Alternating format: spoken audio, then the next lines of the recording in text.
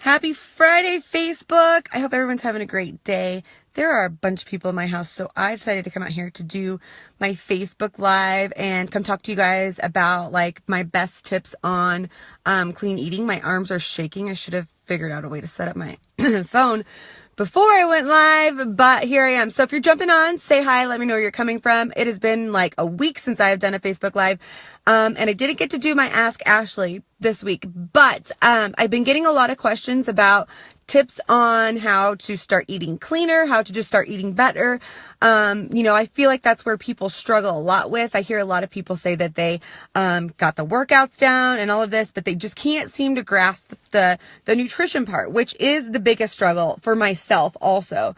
But there are some baby steps that you guys can take that I just want to share with you guys, that I kind of like walk my clients through, and we definitely go over this in my wellness studios. So if you ever wanted a more in-depth, version of this, then you definitely want to get in one of those.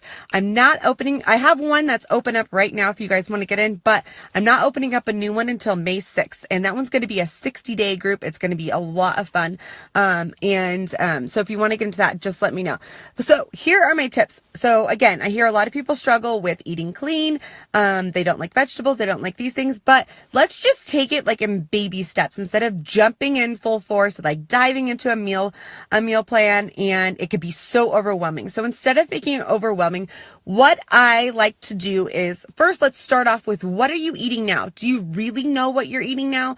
Do you really know what your nutrition looks like? So either take a couple days and just journal what you're eating. I'm not talking, don't count any macros, don't count any calories, none of that. Just write down what you're eating every single day. And then I want you to, think about how you feel after you eat that. So what are you eating for breakfast? Like I hear a lot of people eat very carb heavy breakfasts and they don't even realize they're doing it because maybe they have like an egg sandwich or something, but there's a lot of carbs in the bread that they're eating. So they don't notice that they're having a lot of carbs. And then they're like, in an hour or two, my energy crashes and I feel like crap. And I'm hungry again. So take a look at what you're eating. What are you drinking? That is another thing. What are you drinking on a daily basis? What are you putting in your coffee? What are you, is there added sugar in there somewhere? Just take a glance at that, so take a couple days, write that down. And trust me, even if you just start with a couple days, you're going to start making better choices just writing it down. And it's not going to take that much work either. So, after that, then let's look at it and let's start making little tweaks to it.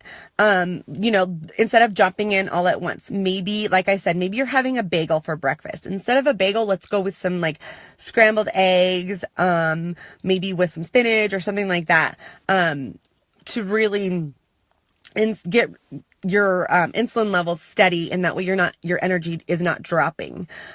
Personally, if I have any carbs, you guys know I follow a very high fat, low carb diet, but when I do have carbs, I like to have them at night.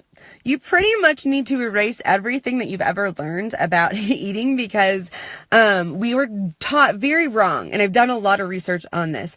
But when you eat your carbs at night, it allows your body to process it and you actually sleep better. So if you are eating like a little bit of a higher fat, a higher protein throughout the day, you're going to stay fuller longer. You're not going to have those energy crashes. You're going to notice that your brain can focus longer, and you can really take it from there. So, maybe one week you're just going to tweak your breakfast. So start with that, tweak your breakfast, find what works for you, find what makes you feel good, maybe journal that. Journal, like when you're making the tweaks, what makes you feel good. Maybe the next week you're going to just focus on getting in more water. You should be drinking about half your body ounces in water, but just take it step by step. Everyone wants the fast track to things. They want it to happen overnight. They want it to happen right now.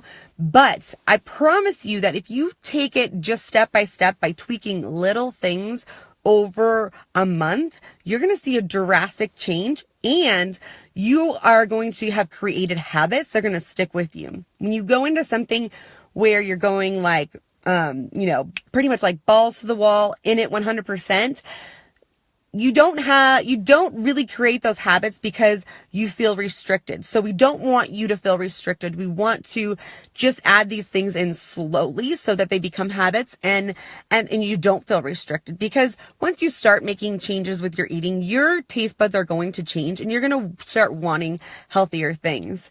So those are kind of the tips I have for you guys. If you ever need any help, just reach out. I'm here to help.